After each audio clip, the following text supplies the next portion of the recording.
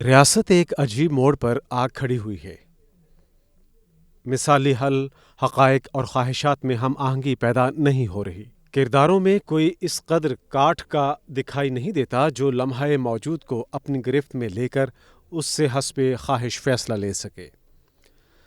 مثالی حل تو یہی ہے کہ جمہوریت کو اس کی فطری ڈگر پر چلنے دیا جائے، شفاف انتخابات ہوں اور فیصلہ عوام پر چھوڑ دیا جائے۔ ریاست اس عمل میں فریق کے بجائے محض سہولت کار ہو۔ ریاست کے لیے باوجود یہ ممکن نہیں ہے۔ اس کے لیے اب سوال یہ ہے کہ وہ الیکشن کے ان نتائج سے خود کو کیسے ہم آہنگ کرے جو اس کی تمناؤں سے متصادم بھی ہو سکتے ہیں۔ اس کے ذہن میں آنے والے دنوں کا ایک خاکہ ہے جو ماضی کے تجربات کا حاصل ہے۔ فلاں کو اقتدار ملا تو یہ ہوگا، فلاں کو ملا تو یہ۔ اس کا خیال یہ ہے کہ انتخابات کو اگر پوری طرح آزادانہ بنا دیا گیا تو نتائج بھی اسی طرح آزادانہ نکلیں گے۔ یہ بھی محض افسانہ ہے کہ عدالتیں سماجی و سیاسی حقائق سے بے نیاز ہو کر فیصلے دیتی ہیں۔ اس باب میں ایک اہم سوال یہ بھی ہے کہ کیا انہیں ایسے فیصلے دینا چاہیے؟ یہاں نظریہ ضرورت سامنے آتا ہے۔ یہ نظریہ ہمیشہ تنقید کی زد میں رہا۔ اہل دانش بالاجماع یہ کہتے ہیں کہ ہمارے مسائل کا سبب یہی ہے۔ سوال پھر وہی ہے کہ عدالتی فیصلے ریاستی مقاصد و عزائم سے متصادم ہونے لگیں تو پھر کیا ہو؟ کیا ریاست خود کو وقت کے رحم و کرم پر چھوڑ دے؟ عدالت نظام کا حصہ ہوتی ہے۔ میں بارہا توجہ دلا چکا کہ جب کسی شخصیت یا گروہ کو عصبیت حاصل ہو جائے تو عدالتی فیصلے اس پر اثر انداز نہیں ہوتے۔ عدالت ممکن ہے اپنے تئیں انصاف کر رہی ہو مگر اسے عصبیت ہی کی عینک سے دیکھا جائے گا۔ نواب محمد احمد خان کو کس نے قتل کیا؟ آج یہ سوال بے معنی ہو چکا۔ تاریخ نے اس معاملے کی صرف ایک تعبیر کو قبول کیا: بھٹو کا عدالتی قتل ہوا ہے۔ اس لیے آج عدالتیں جو فیصلے کریں گی، میرا تاثر ہے کہ وہ سیاسی و سماجی فضا پر اثر انداز ہونے کی صلاحیت نہیں رکھتے۔ اب تاریخ کا فیصلہ کیا ہوگا اس کے لیے ہمیں انتظار کرنا ہے، بھٹو کے مقدمے کی طرح۔ ہم آج اس کا تجزیہ تو کر سکتے ہیں کہ ہمیں اس مشکل صورتحال کا سامنا کیوں ہے، مگر یہ بحث اس وقت بے معنی ہے۔ اس وقت تو راستہ چاہیے، ریاست کو، سیاسی جماعتوں کو اور سماج کو۔ سب کو اپنے اپنے دائروں سے نکلنا اور کوئی راستہ ڈھونڈنا ہے۔ اس بارے میں تو دو آراء موجود نہیں کہ یہ اس غلط حکمت عملی کا حصہ ہے جسے اپنائے کئی سال ہو گئے، اس کو دہرانے کی مگر آج کوئی عملی افادیت نہیں۔ اس قضیے میں ریاست سب سے اہم کردار ہے۔ یہ واقعہ ہے کہ اس کے مقاصد اور حکمت عملی میں کوئی اہم آہنگی نہیں ہے۔ میں غلط اور صحیح کی بحث نہیں کر رہا۔ حالات جس نہج پر آگے بڑھ رہے ہیں وہ ریاستی مقاصد کے پورا ہونے میں مزاحم دکھائی دیتے ہیں۔ ظاہر ہے کہ اس کے بعد ریاست مزید غلطیاں کرے گی، الا یہ کہ وہ مقاصد ہی پر نظر ثانی کرے جس کا امکان کم ہے کہ طاقت کی اپنی نفسیات ہے، اس کا زاویہ نظر ہمیشہ عوام سے مختلف ہوتا ہے۔ 2014 میں ریاست نے ایک فیصلہ کیا، اس کے لیے جو حکمت عملی اپنائی گئی وہ بہت مربوط تھی۔ عدلیہ، میڈیا، ریاستی مشینری، سب میں مکمل ہم آہنگی پیدا کی گئی۔ 4 برس بعد ریاست اپنے مقصد میں کامیاب ہو گئی۔ اس نے وہ کچھ حاصل کر لیا جس کی خواہش کی تھی۔ آج اس طرح کا کوئی بندوبست موجود نہیں ہے۔ انتخابات سر پر کھڑے ہیں، ریاست قانوناً اس میں فریق نہیں ہو سکتی۔ اس کے سیاسی حلیفوں کے پاس کہنے کو کچھ نہیں ہے۔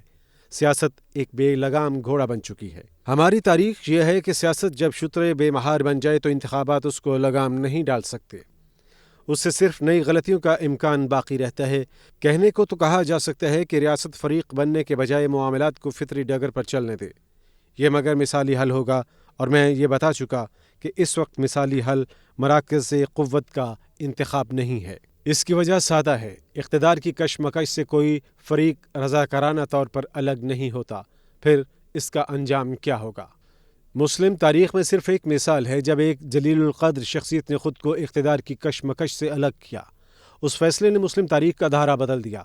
افسوس یہ ہے کہ ان کے اس احسن اقدام کے نتائج 20 سال سے آگے نہیں بڑھ سکے۔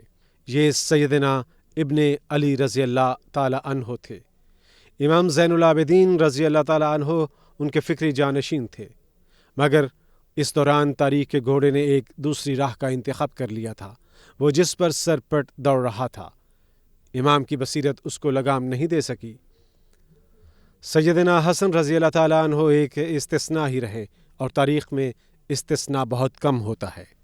اس وقت آگے بڑھنے کا ایک ہی راستہ ہے، اقتدار کی کشمکش میں شریک سب فریق کسی قابل عمل حل پر متفق ہوں۔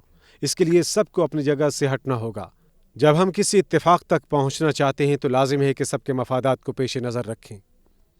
یہ نہیں ہو سکتا کہ ایک فریق ہی کا مفاد سامنے ہو۔ یہ بات ریاست اور اہل سیاست دونوں کو سمجھنا ہوگی۔ عدالت سے بھی توقع کی جانی چاہیے کہ وہ اس کا لحاظ رکھے۔ انتخابات کی تاریخ کے لیے سپریم کورٹ نے ایک حل تجویز کیا جس کے نتیجے میں ایوان صدر اور الیکشن کمیشن کے مابین مسئلہ حل ہو گیا جو باعث نزاع تھا۔ آج پھر کسی ایسے حل کی ضرورت ہے۔ دکھائی یہ دیتا ہے کہ اس بار بھی آخری فیصلہ عدالت ہی کا ہوگا۔ کیا یہ ممکن ہے کہ سب فریق گروہی مفادات سے بلند ہو سکے؟ اب ایسا نہیں ہے کہ سیاسی کردار آئیڈیالزم کی بنیاد پر اپنی جگہ نہیں چھوڑتے۔ ہمیں معلوم ہے کہ جہاں ان کا مفاد متقاضی ہوتا ہے وہ مفاہمت کا راستہ اپناتے ہیں۔ جہاں ان کو یہ اندازہ ہو کہ ان کی جگہ سکڑ رہی ہے وہ وہاں جمہوریت، انصاف اور اصول کا دامن تھام لیتے ہیں۔ پھر وہ جمہوریت اور آمریت میں تطبیق پیدا کرتے ہیں۔ چوروں میں بھی انتخاب کرتے ہیں کہ کس کو ساتھ ملانا ہے اور کس کے خلاف محاذ کھولنا ہے۔ پاکستان کا سیاسی بحران بڑے لوگوں کا متقاضی ہے۔ کشتی بھنور میں پھنس جائے تو عام ملا اسے نہیں نکال سکتا۔ اس کے لیے کسی چابک دست ناخدا کی ضرورت ہوتی ہے۔ اقتدار کے فریقوں میں کوئی یہ کردار ادا کرنے کے لیے تیار نہیں۔ اس لیے مجھے بھنور سے نکلنے کی کوئی صورت دکھائی نہیں دیتی۔ ہماری تاریخ میں یہ دوسرا موقع ہے کہ جب انتخابات کی دوا مرض میں اضافے کا باعث بن رہی ہے۔ اخلاق کا تقاضا یہی ہے کہ طبیب کو بہر صورت دوا دینی ہے، اس کے پاس کوئی دوسرا راستہ نہیں ہے۔ اب جو مریض دوا سے مرتا ہو اس کی بے بسی کا علاج کسی عام طبیب کے پاس نہیں۔ جہاں انسانی بصیرت کام نہ کرے وہاں خدائی مداخلت ہی کی دعا کرنی چاہیے۔ اللہ تعالی ہمارے لیے خیر کے اسباب پیدا کرے۔